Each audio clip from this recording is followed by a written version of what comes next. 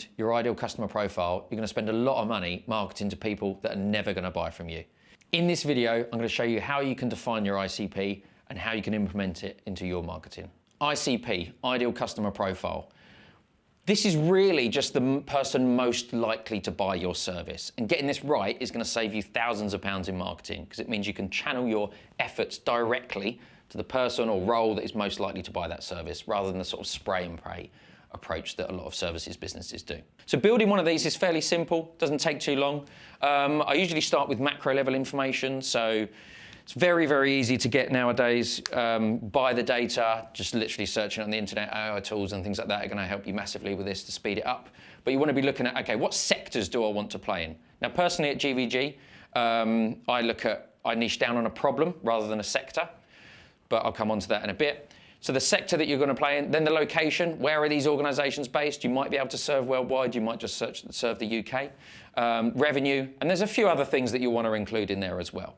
Once you've got that, it's going to give you probably an enormous list of potential companies. From there, you're going to want to niche down and look at the roles within those companies. So who's most likely to buy you? Is it the head of finance, the head of sales, accounts, whatever it might be?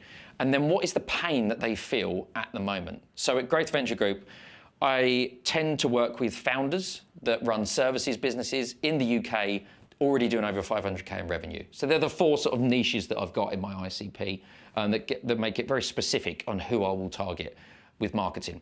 So once you've looked at the sort of macro and micro level area, you want to think about how that person feels. Like, who are they? Because obviously everybody is, or you're always selling to a person rather than an organisation.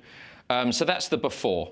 Well, I know that I sell mostly to founders in the UK of services businesses doing over 500k in revenue. So these are successful entrepreneurs already. They tend to like speed, they tend to like results, they tend to like guarantees. They're not big organizations that are going to be happy with sort of more intangible benefits when they take on the service and things like that. So I can start to build up the inner psyche